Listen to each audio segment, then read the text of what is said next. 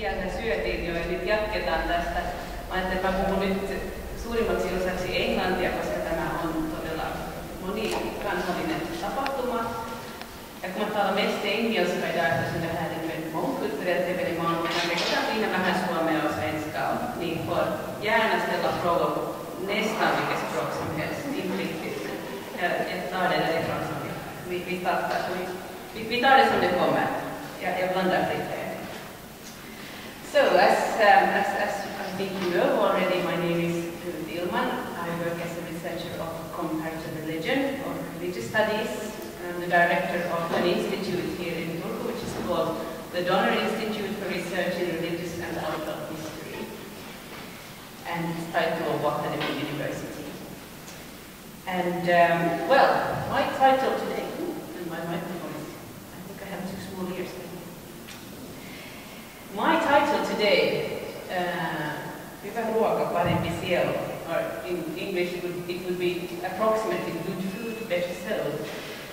It's an allusion of the Finnish saying Hyvä ruoka, parempi sielu, or parempi mieli, which is quite commonly used, which means good food, better mood, so to say. And the interesting thing, I think, talking about different tongues and different languages here, as the word hyvä mieli, it can mean both good as in being tasty, like hyvä ruoka will mean tasty food, but it can also mean hyvä in a way that has a moral connotation, like that it's beneficial, it's ethical, and so on. And similarly, it's very interesting that when you talk about the word paha ruoka, that can mean food which tastes bad, which you wouldn't like to eat, but it can also mean evil food that is morally degenerate, something that is bad in that kind of a sense. It doesn't really work the same way in English, as you know, because you say good food. I mean, good can mean both tasty food and morally uplifting food, but you wouldn't say, if you say evil or bad, it doesn't really work the same way. Och det är ju samma sak på svenska, vi kan säga god mat, och god kan betyda både moraliskt sett god och god, så att det smakar gott att äta det, men vi talar inte kanske om elak eller ond mat, utan vi talar om dålig mat eller äcklig mat eller så. Men på finska funkar det bra, paha ruoka. Paha ruoka voi olla sekä paha maltaan että paha ihan niin kuin pohjimmiltaan. So, I think this is very interesting when it comes to religion and food. And before I go on more to that, I just wanted to show you the Donner Institute where I work, and where Björn works, who sits here with me.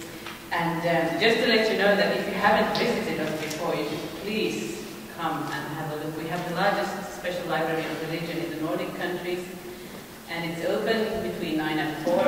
It's open for anyone. You don't need to have a connection to any university or that kind of a thing. But if you're interested in the topic of religion, you should come visit our library. And we're located at Piispankatu 13, Biskopsgatan 13, in this wonderful, lovely villa. So please have a visit anytime. Well, at the Donner Institute where I work, we arrange international conferences every so often. And in 2014 it was again time to arrange one of these larger conferences, and we were trying to come up with a theme that would be interesting, that would be relevant to many people. We usually try to arrange conferences where the theme is something that you can tie on to from the perspective of many different religions, and where you can also see it both from a historical point of view and from a contemporary point of view, and where you can have different sort of points of access to it. And what happened then was that a lot of people whom we asked said, well, food. Food is the thing. Food is really important right now. People who are interested in religion and religious studies, several of them have food as their topic right now. So we decided to go along, and we arranged this conference last year called Food and Religion. So now for a little while, this language eating, I think, will become religion eating. And, well, does it sound sane to you? Do you eat religion? What could it mean to eat religion? And why is religion important to what we eat, when we eat, with whom we eat and when we absolutely do not eat. I think quite many interesting points were already alluded to in the business lunch a while ago, and I think many of these will come up again as I go on. Now, I think the conventional answer, which you might be thinking about right now, is that religions have and have always had a lot of different rules and regulations concerning food. What foods are forbidden for different reasons? Whom can you eat with? When should you abstain from eating? And these kind of different things. And I think above all, religious festivals and celebrations have always been tied to food in different ways. I think this is very aptly summarized by this cartoon that explains Jewish holidays. Here is Hanukkah, but you can, as it says here, you can explain every Jewish festival with these same words. Well, they tried to kill us, we survived, let's eat. And this is actually quite good to take up right now because we're in the most high holidays of the Jewish calendar right now. We had on Sunday evening what started Rosh Hashanah, which is the beginning of the Jewish year 5776. And we're on our way to Yom Kippur, which is the Day of Atonement next Tuesday. So that's a suitable example at this point in time. I think especially in a country like Finland, where most people are very secular and do not care so much about religion and what religions teach about how we should live and so on. So for many people today, the main thing with celebrating religious holidays is really the food. The main thing about Christmas or Rosh Hashanah or Diwali or Eid or any other festival is for many people today, what should we eat? And indeed, I think most people have very strongly held opinions, moral convictions even, you could even say beliefs about what you should and what you shouldn't eat at certain festivals and religious holidays. So much so that I think you all know that the whole, for example, Christmas can be totally spoiled if you don't get that one thing that you really have to have on Christmas. If it's porridge or if it's the joulukinkku or if it's the lipeäpä, josta puhuttiin jo. Kaikilla on todella vahvat, jopa moraaliset käsitykset tästä, että mitä pitää syödä uskonnollisissa juhlissa. So I think eating religion is really not so far-fetched as it might sound in the beginning. And it's not even a very strange or very new idea in any way. But in a way, what I will argue now is that you could say that religion is all about eating today much more than it has been before, or maybe more than ever, actually. And as a researcher of religion, I can see many aspects of this intertwining of religion and food, and intertwining moral and existential discourses with food practices and what you eat and why you eat, and diets, which is very interesting and worth our attention right now. And I will try to illustrate this with a short experiment together with you. And we'll first only do it for yourselves, but we will come back to this experiment in the beginning, in the end of my speech. So Ceci will now give you 3 sheets of paper and pen, if you don't have a pen. And I want you to take 1 paper of each color. And what we will do is, you will have 1 green, 1 orange, and 1 blue piece of paper. And on the green one, I want you to write something some kind of food that you don't like. Siis vihreän lapun kirjoitetaan nyt semmoinen ruoka, mikä on maultaan paha. Jag vill att ni väljer den gröna lappen för att skriva ner en maträtt som ni inte tycker om, som ni tycker att smakar illa. Och på den orangea lappen så tar vi den andra punkten, alltså sån mat som ni upplever inte lämplig för människor att äta.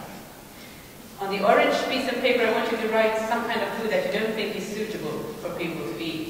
Eli semmoista ruokaa oranssille lapulle, mikä teidän mielestä ihmiselle ei ole ihmiselle sopimaton ruoka.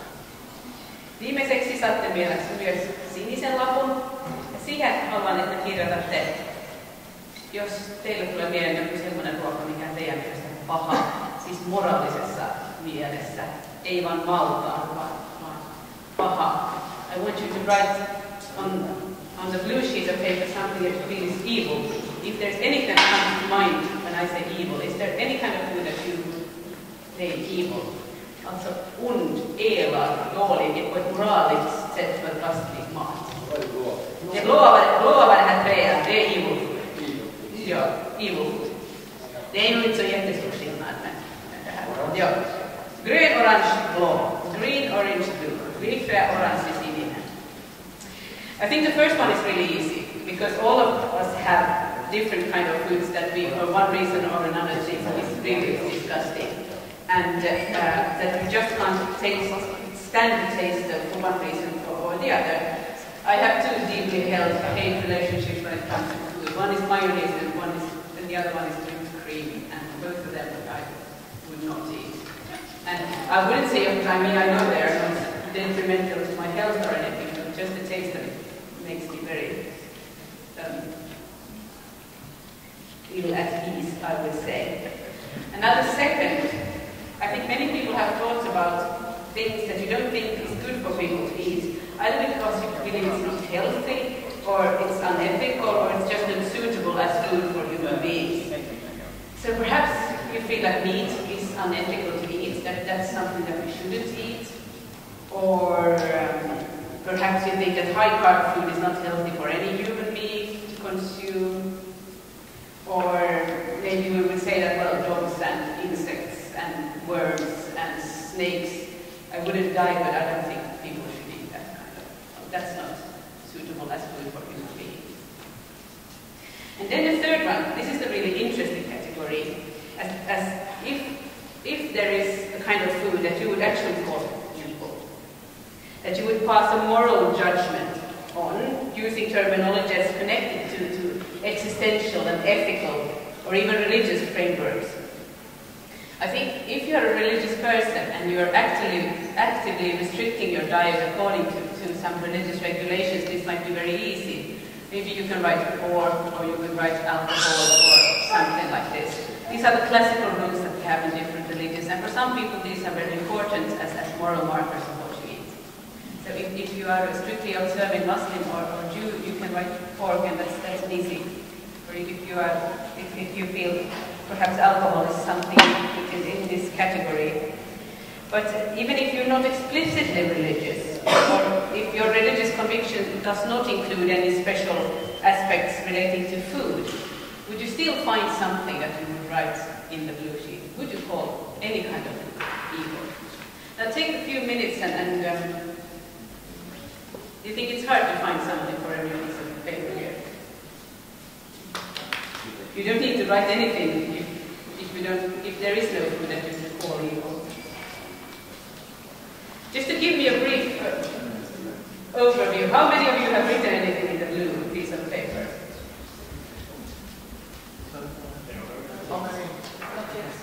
In the blue, how many have found something that you would actually call evil? Okay, good.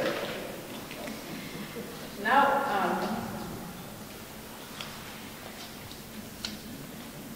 would you like some more time to think about this? I will go on to say a few more points, and then we will return to this evil food question.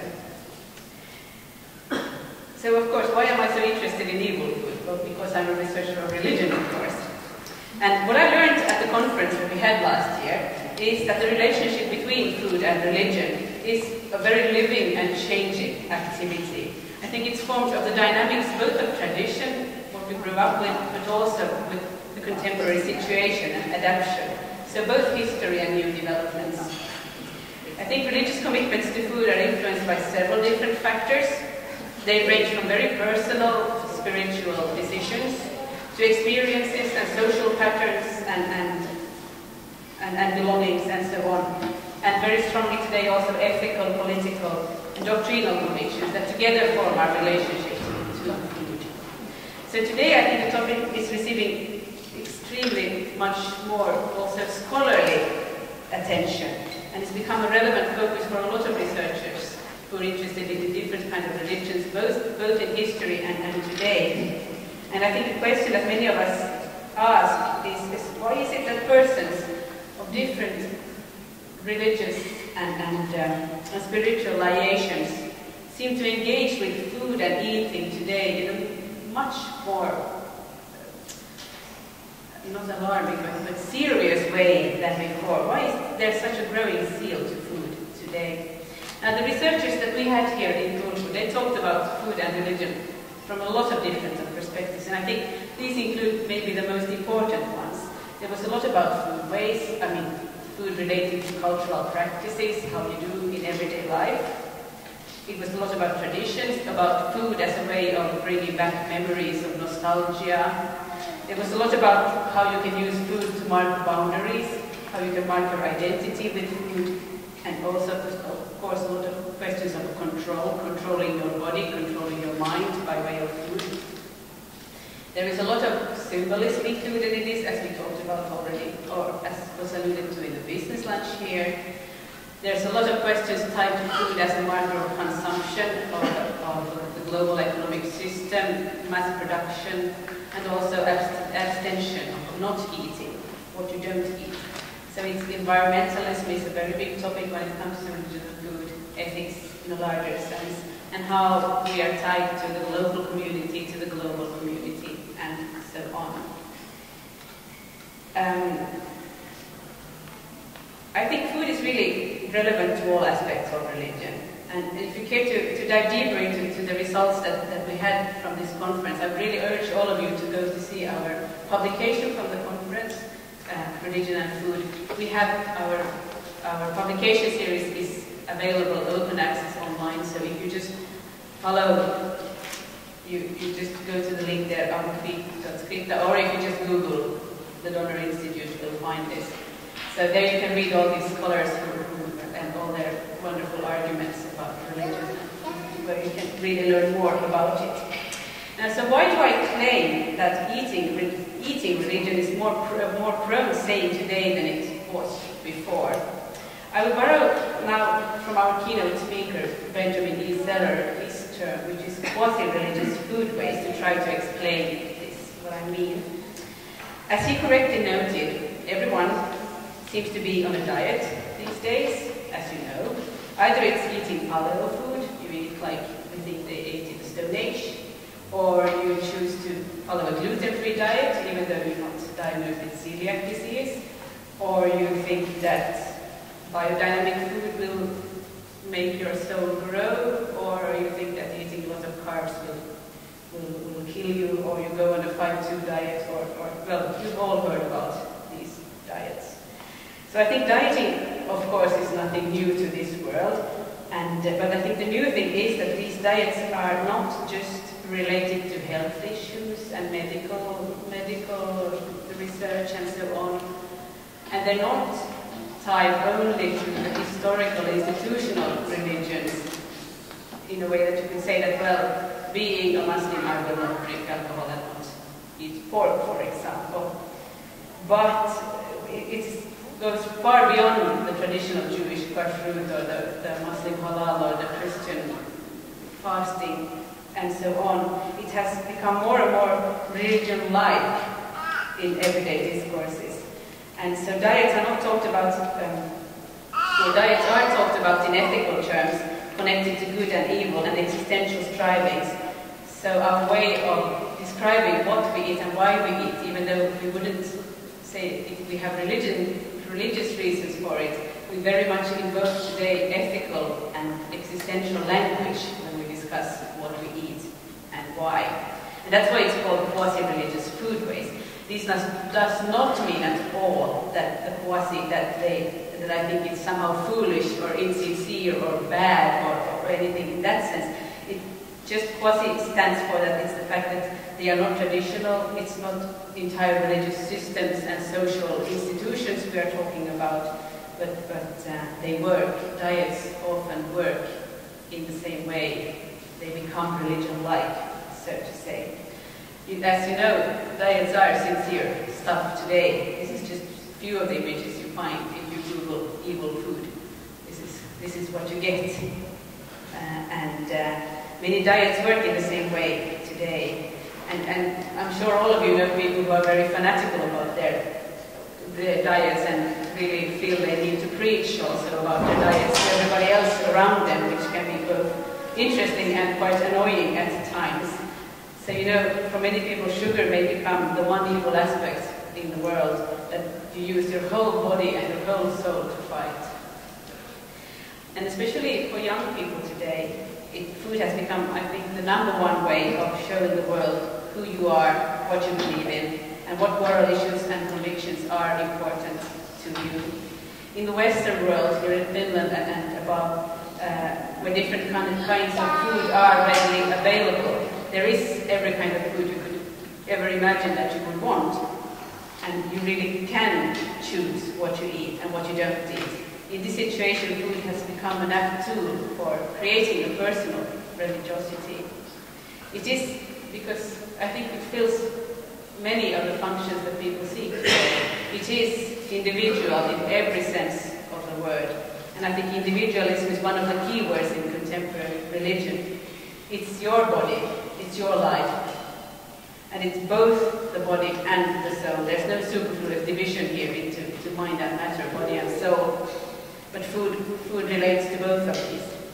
You can exhibit your stance on ecological concerns, on the global market, on consumption, on culture, and much more through your selection of food. This all comes together in what you eat and what you don't eat.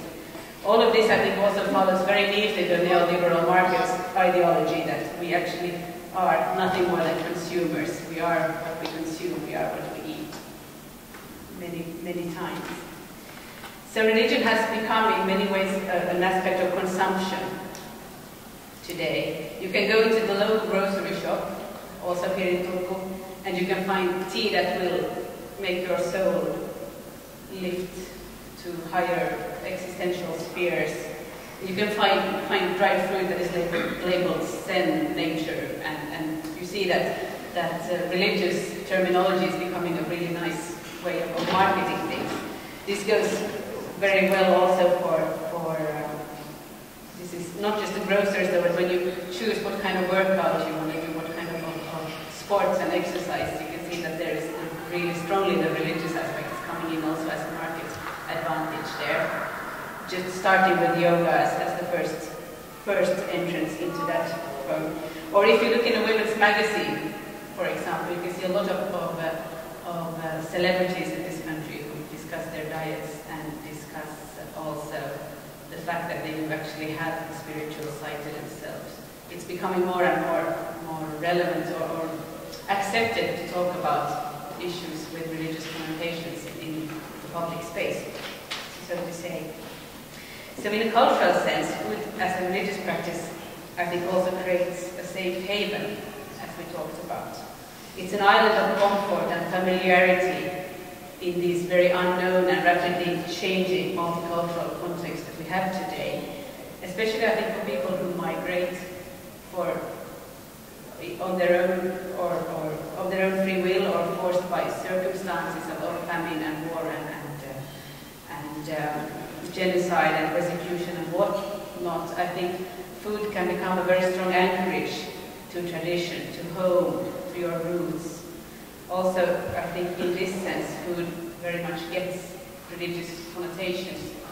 And I think it's very important in this event, as we've talked about before also, it's very important to realize that you cannot just easily lump people together with you are a Finn, thus Finnish food is what will make you feel at home and feel safe and so on. What is a Finnish food? How much are you defined by Karjalan piirakka and Karjalan paisti? Mä en edes tiedä, mitä voisi tähän tuoda suomalaisena ruokana, mutta hyvin nopeasti, jos ajattelemme omaa identiteettiä, niin huomaamme, että se ruoka, mikä se ruoka on, mikä itsellemme tärkeä, niin ehkä on jo sitä, mitä jossain matkailuohjelmassa pitäisi sanoa, että tämä on sitä suomalaista ruokaa, poron lihaa tai jotain muuta siihen vetoavaa. Teissä kaipaan salmiakkia ja ruseita. Niin, aivan. Se on yleensä se, mitä tuodaan esille, etenkin jos on ulkomailla. So all these ways of combining food with religious dimensions, I still want to point out that not just that food can be an apt way of showing who you are and showing existential stance, and that food can create the safe haven for you. But I think it's important also to see that food always, all the ways to combine religion and food are not very healthy. And I think this is also a very problematic trend that we see today, that people who have very, very problematic relationships to food can sort of build an armor of religious repertoire and discourses so that they can keep up a very unhealthy relationship to what they eat.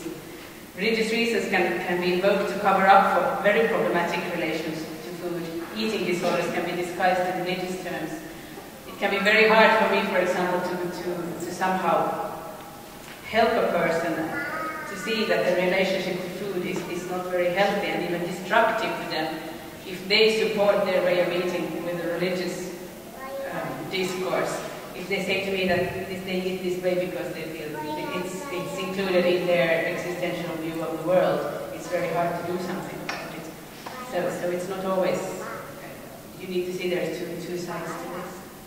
Yes, so I think food can be evil, and even outside the boundaries of traditional, institutional religions, in the lives of very thoroughly secular things today. So good food might, perhaps, I'm not sure, maybe give you a better self. And really, for some people, I think also that there is evil food that would actually be harmful and destroy you in many ways. So this is a way to try to take away the discussion of evil food from the historical, institutional religions and see that evil food is something that has crept into our culture in a much broader sense. If you would like now to take out your blue sheets of paper again, and it would be really, really interesting if any one of you would like to share what you've written in your blue sheets of paper, the evil food. Jos joku haluaisi, jos katsotte nyt taas niitä teidän sinisiä lappujanne, mä en nyt pakota ketään tässä omia näkemyksiään paljastamaan, jos joku haluaa kertoa, mikä on siniselle lapulle kirjoittanut ja miksi, niin todella kiinnostunut kuulemaan. Om någon vill avslöja vad ni har skrivit på den blåa lappen, så skulle det vara jätteintressant att höra det här skedet. Vad ni har skrivit om vad? Mulla lukee aivot. Aivot. Mitä sä ajattelet, kun kirjoit aivot sinne? No ehkä mä katsoin, se joku, tää yksi elokuva, missä tarjotaan niitä apina-aivoja ja näin, mutta että niitäkin ei olisi, siis itse ei tulisi mieleen tehdä ruokaa aivoista, mutta jotenkin mä koen sen kyllä erittäin pahaksi ruoaksi. Ehkä noin niinku hullun lehmän tautiin mielessäkin, mutta sitten jotenkin en mä tiedä, asuuko aivoissa se sielu tai mitä siellä on, mutta mun mielestä erittäin epämieltä aivoissa. Koen sen pahaksi ruoaksi. Pahaksi, kyllä. So this lady had written brains on her blue sheet. Anyone else? Human beings. Human beings, människor. Jag kanske inte måste fråga varför. Det är poängigt att ihmisiä siis teitä oli kirjoittanut. Okay, contain from the brains. I mean, I wouldn't like to eat eyes. Eyes. Silmiä, ögon. Sitten on just näitä, jotka syövät niin kalan silmät ja silmät. Mitäs teillä oli? Olen kirjoittanut uhanalaisten eläinten tai niiden osien syömistä. Mä koen sen jotenkin tavallaan. Aivan. Ja sehän on todella kiinnostava asia, koska siinä just kiteytyy sekä se niinku, huoli niinku, ekologiset huolet ja myös niinku, eettiset huolet. Siinä just, she had written Endangered animals, thank you. And because that is ethically unsuitable to eat. And there you can really see a good example of what I tried to say here, that by showing what you do not eat, you can also show your stance on ecological problems and the development of the world. Mitä sulla oli? Oli hanhenmaksa. Hanhenmaksa. Pakotetaan syömään usein väkisin ruokaa ja lihotetaan sitä tavalla, että maksaa. Aivan, siinä on geese liver. Ja siinähän on myös sitä tehoruokaa, mikä that there's also the way of producing these, of force feeding these for industrial reasons, which is an ethical stance that they think is evil. Yeah. Meat. Kaikki liha, all kind of meat. Yeah, I'm vegetarian. Okay. And what are your reasons there? What would you, if I ask you why don't you eat meat, what would you give me for it? Sorry? What reasons would you give me if I ask you why you don't eat meat? Ethical reasons. Especially for the production. The production, yeah. And what about the environmental issues? Yes, Yeah. So there you also have a good example of how, if I go to restaurants with you and you said you want to eat something that's vegetarian, then immediately give me an image of who you are and what you believe in and what kind of ethical stance you have. So it's a very apt tool for showing your decisions and how you look at the world. Joo, juuri sain lukea, että mä olen yhdessä sukupolvessa pyydysty maailman meriä kalat kolmannekseen, niin minulla olisi sellainen sertifioimaton merikala. Sertifioimaton merikala. Aivan. And it's wild fish that are not certified for. Siis se on sellaiset kalat, mitä ei saisi pyytää. Sitä, joita pyydystetään siis liikaa. Joo. Melkein kaikkihan on sitä nykyään.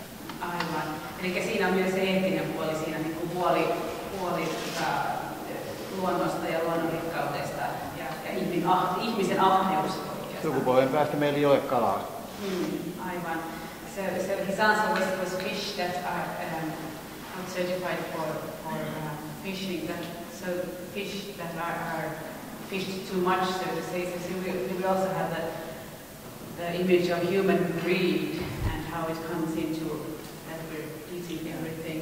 I would also like to bring in discussion one question which is related to the capacity of thinking which we have as human beings in relationship to formulate this kind of thesis, not eating meat, for instance. This is a good example because people may have cats and they buy their tins with meat and they cats can eat meat perhaps. I have seen such example. So the cats can't think and the human beings can. So they decide for themselves but not for their cats. They allow these kind of things. Do you agree? Well, I've seen cases where vegetarian people force their pets to be vegetarian as well. Good. It's interesting with pets, and I've noticed that people can actually have relationships to their pets that are very like their relationships to other people in their family, and so I think you can see different aspects. I am a thoroughly un-pet person, so I feel very little about pets, but yes, I think so. In many senses, yeah. I have to think about that. I wrote high fructose corn syrup, which perhaps is a very American-centric thing to find evil, but I find that particular food product to be such a distillation of so many systems that work really negatively on people, environment, and international relationships. So it all comes to that. That food product really crystallizes so many oppressive and really terrible systems that are in play right now. And that's also interesting because, as you said, it's a very American thing to say. I don't know if you will find it in the shops here, but I think you do. But really, that's where the discussion is, and that also shows how centered on the cultural discourses these things are. And there you have the market system that you might not approve with. You have the whole multinational industry, and you have the health issues and everything coming into that. So that's very good example. Yeah. You guys. Sorry. Sacramental bread. You think that's evil? Wow, tell me more. First of all, not the religious and atheist, and then I think the impact for youth in politics and society is that. So it all comes to the sacramental bread. That's very interesting. But would you still use a term like evil, even though you say you're an atheist? Yeah, and what would you bring into that evil? Evil against humanity or evil against... if you don't have a religious sponsor for your evil... I guess it's important that society is independent from each. This is very interesting. Hän sanoi, että ehtoollisleipä on hänen mielestään paha, siis moraalisesti paha, koska hän on ateisti ja hän siinä näkee sen kautta, miten uskonnon vaikutus yhteiskuntaan tulee yhteen. That's a very good example. Wow. I need to know more. My time is running out. Mulla aikana alkaa loppumaan täällä, mutta onko jollakin nyt jotain todella tärkeää siinä sinisellä lapulla, mitä haluatte vielä tuoda esille? Det är någon som ändå har något riktigt viktigt på den här blåa lappen.